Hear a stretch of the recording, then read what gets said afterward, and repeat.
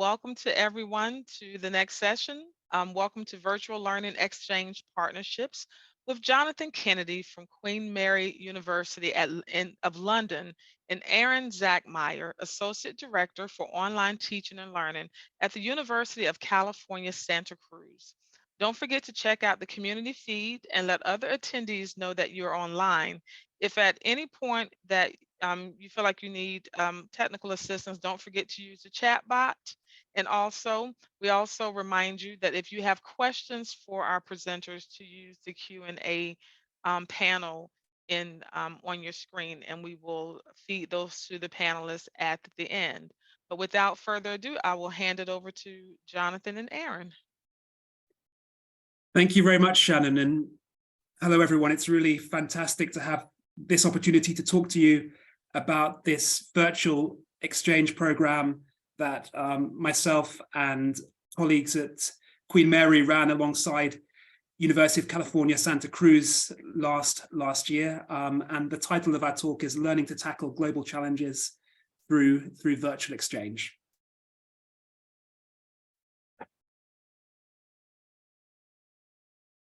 Okay, and a bit about us. As you heard, we're from Queen Mary University, London, University of California, Santa Cruz. Two very different places. One founded in the 12th century. It's located in East London. The other, much younger than that, sitting on a hill in a redwood forest, looking out at the Pacific Ocean. But they're both public institutions, both have high numbers of first-generation university students, both serve immigrant communities, or what's sometimes called minority. UCSC is designated as a Hispanic serving institution here in the US, and John can say more about the student body makeup at Queen Mary.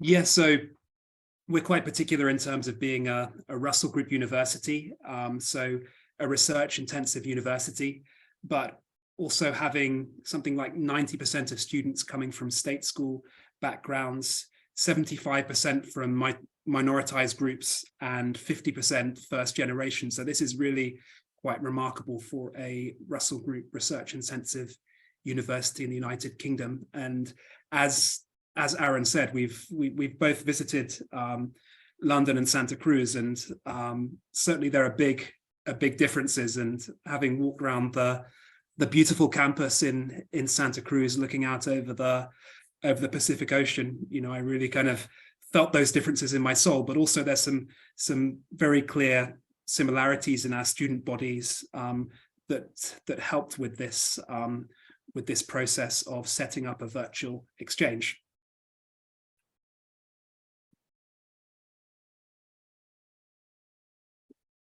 So what did we do?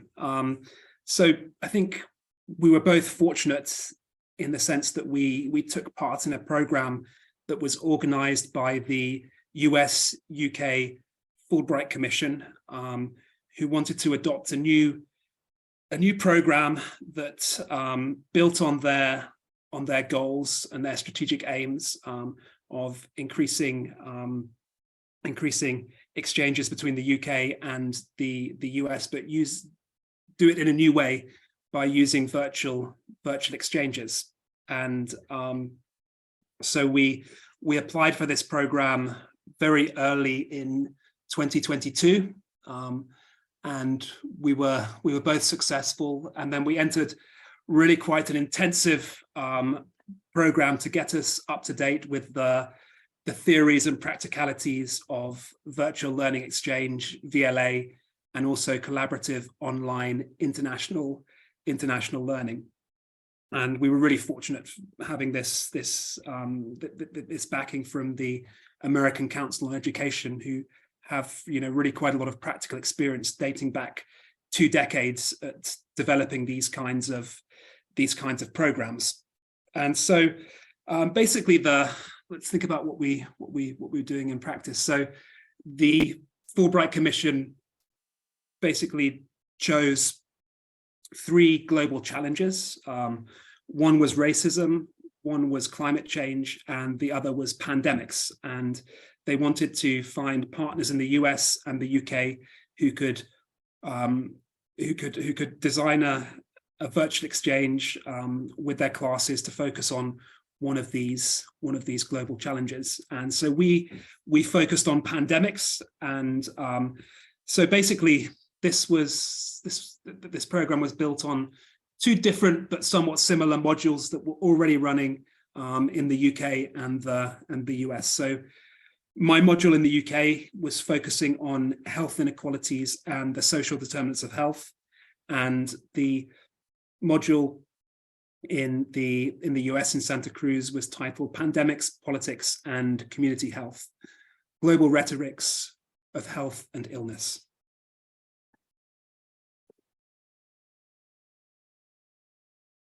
Okay, I'll talk a little bit about our process, how we designed this virtual learning encounter. UC Santa Cruz has been working on virtual exchange for a few years, and to figure out how to do it, we've participated in programs offered by some other universities. All very good, very informative. What was really unique and useful about the Fulbright and ACE program was that it involved instructors, instructional designers, and administrators. So we all work together. So John,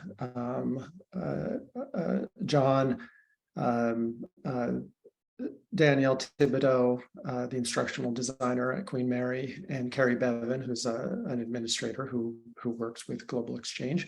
And then on our side, Jesse Dubrand, who's an instructor. Me, I'm the instructional designer, and our Global Exchange administrator, George Sabo. We met regularly. The program included separate activities for the different groups, but we talked as a whole group quite a bit, so that we could better understand where there was overlap between our institutions, where we needed to solve problems around differences in administrative processes, the digital tools available, time zone problems, cultural differences. We focused on creating learning activities that serve to both teach about the topic and help the learners develop cross-cultural competencies. And it was really important to involve instructors, instructional designers, and administrators, because that gave us a whole picture of what we were dealing with.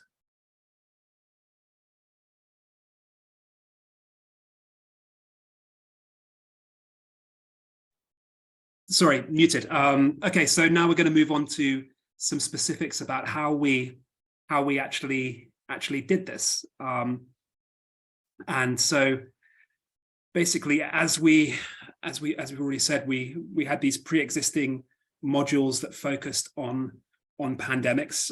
We had a reasonably short lead time, so we had to be quite pragmatic in the sense that we kept our modules running, the modules that we already had, and we basically decided to create a virtual exchange that kind of sat on top of the already existing modules. And so we would teach in our own universities every week, as usual. We would kind of discuss the topics, but we designed this exchange that basically allowed students to apply some of the knowledge that they'd got from their modules and apply it, and also to build various transferable skills. So obviously the big one is, as Aaron said, intercultural competence, working in a team with people from a different culture, a different academic culture, and really trying to kind of trying to achieve various tasks, and to navigate the difficulties that they had. And this kind of these difficulties went from everything from the time difference, which I think we're feeling now. Obviously, Santa Cruz is on the East Coast. Aaron's just getting ready for the day. It's 9 o'clock, I think, there, and we're winding down here. So that was one kind of interesting thing, but also the very different academic environments, the very different ways of being assessed. These were all things that the students had to navigate. But there was also, kind of other skills that were really important here. Just teamwork more generally, and also we tried to get students to work each week on a particular task together. So, part of the point of the exchange was to allow students to exchange their knowledge and their understanding, and this was really, really useful with things like the experience of the pandemic that's just passed, government's different policies and the benefits and downsides of those policies, the very different health systems in the UK and the US. So it was really, really useful for our students to just exchange their experiences. And certainly our students read about the US healthcare system and the US response to COVID, but I think it really kind of elevated their learning that they were able to discuss these and even interrogate their colleagues when they were meeting. But we also wanted to achieve something greater than this exchange, which was to get them to really kind of collaborate on tasks together. So I've highlighted a few of the tasks here in the slides. So basically what we did, we had a pandemic simulation. So we asked the students to take on the role of a advisory group to the WHO. So a SAGE, we call it, a strategic advisory group of experts. And so we broke the classes into I think 5 or 6 groups that cut across Santa Cruz and Queen Mary. And each week we set a variety of tasks that they had to achieve. So some weeks one week they had to create a poster together that tried to educate people who were vaccine hesitant. Another week they had to create a photo essay together that looked at the way in which inequalities made pandemics worse in East London and in Santa Cruz. They also had to do a Petra Kucha. So this is a PowerPoint presentation in which you only have a limited number of slides and a limited amount of time, and the slides have pictures rather than words. So the point was to get them collaborating, but also develop transferable skills related to teamwork, presentations, relationship with new technology, and new ways of being challenged that really got them thinking, really got them out of their comfort zone, and really encouraged them to work together to do something that they hadn't done before. And we were really, really happy with how it went. It was the first time we did it, and there were all sorts of technical hitches, but I think in terms of the general outcome, we were really very, very happy. And yeah, we can move on to the next slide. All right, and this is what we learned during the process. The first is that students on both sides of the exchange had different expectations of what learning looks like, and what John described, the simulation, may have struck students as somewhat unusual, not not a typical research paper or exam, a different kind of learning activity and assessment. Students came with different prior learning, different disciplinary experiences, so different expectations. Another thing we learned was about a set of things we learned had to do with commitment and assessment. So will students do something if it isn't graded or marked? They might not. They probably won't. If anyone who works in online learning knows that students can be rather instrumental in their approach. They're gaining points. I think it's more true in an online course than a face-to-face course, but it happens everywhere. So this may require some official assessment changes administratively on both ends. And then, as John mentioned, there were some technical challenges. The UK students were together in the same place physically. US students tuned in on Zoom from home. That's difficult. What I'm describing is often called hybrid synchronous. And that can be where you have some people in a room and some people on Zoom, and that can be the most difficult kind of meeting or class to facilitate. So nothing insurmountable, but there's some things that we can improve on in future iterations of this course.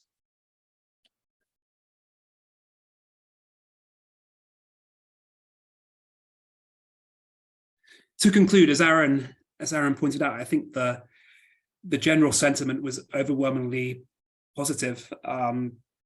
This was the first time that certainly we at Queen Mary had experimented with virtual international exchanges with COIL, and I think the reason why we got involved in the beginning was because we saw that we had such a kind of diverse student body, and we had this very particular form of offering international experience to our students, which was to basically give them the opportunity, subsidized, to go and study somewhere in the world for 1 year. And that was the only way that we'd really had of giving our students international experience. And that worked really, really well for some students, and they took full advantage of this, and they went to all sorts of wonderful places, including actually one of our students in Santa Cruz.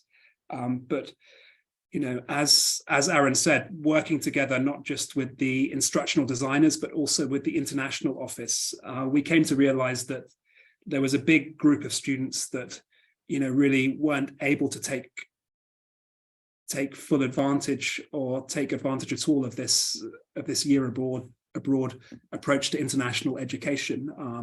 Either their parents didn't want them to go and study abroad for cultural reasons, or they didn't really want to take on the opportunity cost of another year studying. And so these kind of these virtual exchanges offer a much different, much more democratic, much less discriminating way of providing students with international experience. And so I think the conclusion with this was overwhelmingly a really, really good thing to continue to do. And certainly we plan to continue to do it. We continue to continue this exchange with each other, and to try to expand this. I know that maybe not so much Aaron, but Aaron's colleagues certainly have been working with other academics at UC Santa Cruz to really kind of help them better understand COIL and how they can use this in their teaching. So I think in particular, linking up with academics from Colombia, I believe, Mexico, Latin America, and so I think that's another thing. Just because this was funded by the Fulbright Commission, we ended up kind of with a UK-US partnership, which I think for our purposes works quite well. But there's also a massive amount of potential for universities from very different parts of the world, from high-income countries, low-income countries, to develop exchanges that can be mutually beneficial to students and to faculty. And certainly at Queen Mary, we're thinking about how we can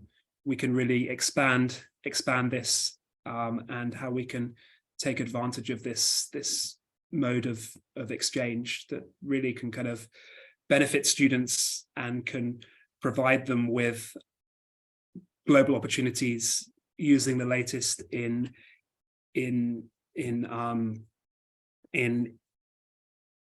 technology. And so just to summarize, it was a really positive experience, but there were some hiccups along the way that we can learn, and when we're doing it again next academic year, we'll learn from them. But a really positive experience that I think allows us to use many of the tools that we learnt during the pandemic when we were teaching online, many of the new technologies that we became accustomed to apply that to international opportunities. So I think that's I think we can take questions, Shannon, if people are, if there are questions. Absolutely. So first, thank you all for your presentation, and we are going to open the floor for questions. At this point, I have one question, I believe, and have two questions in the chat box. The first one is from Sylvie. Is what are examples of improvement for the hybrid mode?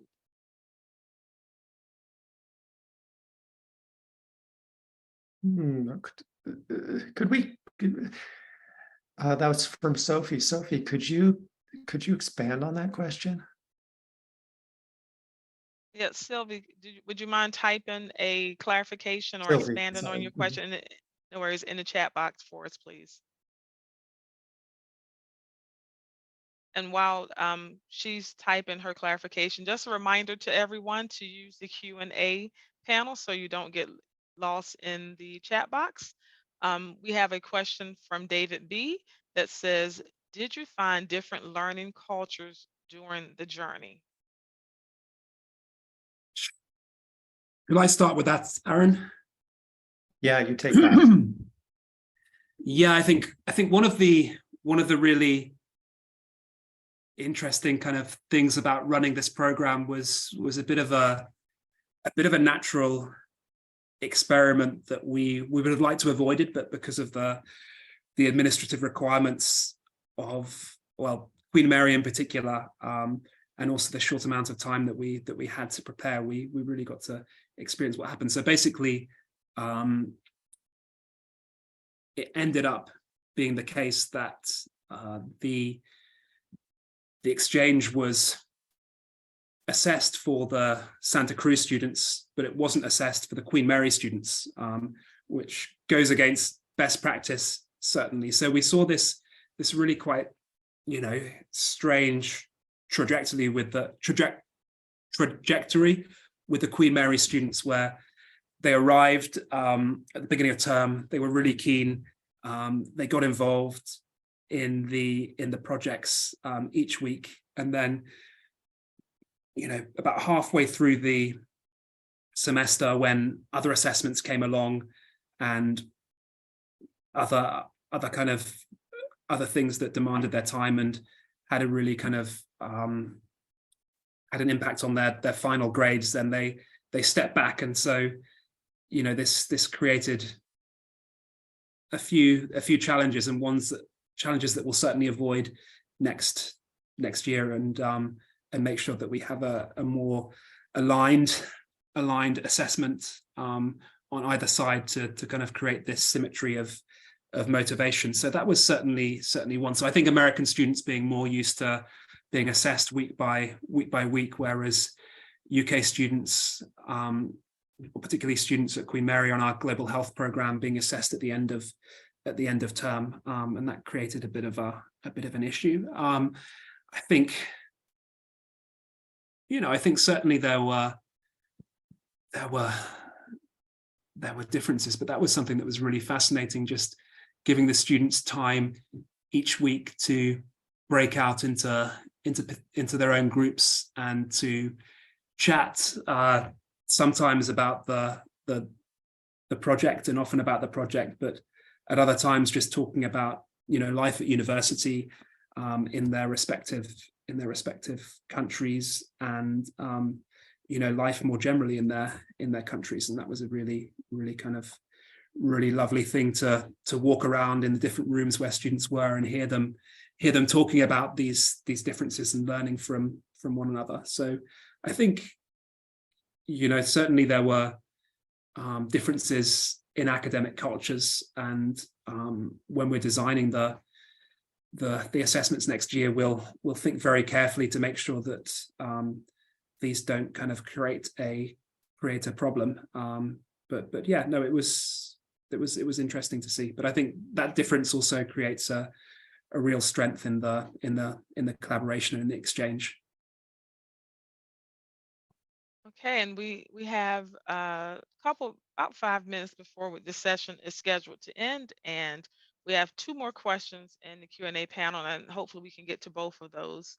The first one is, how do you teach, assess, and measure achievement of intercultural competence or competencies? Oh, well, so there are sets of well-defined intercultural competencies, and various ways to assess them through student reflection. We ran pre and post tests, targeting these intercultural competency items. I'd say just as you would assess other learning outcomes through some kind of student performance or artifact. Yeah, so we had a questionnaire that we took from, I think it was from the QM International Office, although it might have been your international office, which is used for the year abroad programs, that basically at the beginning and the end of the exchange asks students, it was a kind of Likert scale, asked them about various questions to do with their kind of attitudes towards other cultures and their feelings of competence in terms of interacting with people from different cultures. So that allowed us to see that there was certainly an improvement in outcomes, and we've also employed an intern who is a student intern who's been undertaking interviews with students to get some more kind of some more qualitative data on that, and a kind of a more kind of thick understanding of what students went through and what they felt about it. Okay, and we got 1 minute to go, and Sylvie did offer a clarification for her question. So you said that you learned from having a dual setup with Americans, asynchronous, others in the classroom. How do you plan to make this a better experience for asynchronous students? 1 minute or less. Yeah, so basically what we had, I think each class in the US and the UK had their kind of synchronous in-person learning, and then we had some asynchronous tasks for each groups of students to do in their own time, obviously, and then we we made some time every week, which was at the end of our class in the UK and the beginning of the class in the US, where students had time to get together in breakout groups to meet up and to talk about.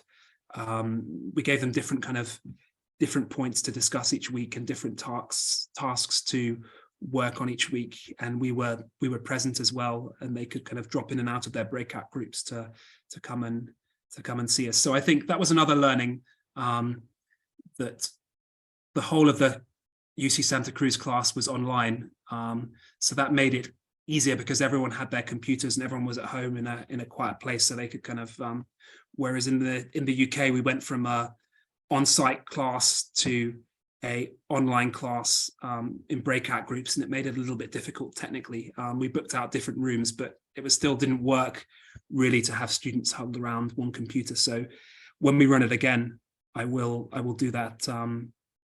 We'll do it differently and also have those sessions purely online, I think. So there's that. I think the symmetry is really important with these things, symmetry of assessment, symmetry of technology, symmetry of kind of so everything that you can control. Obviously the time difference you can't control, but everything you can control, I think it's good to have it symmetrical.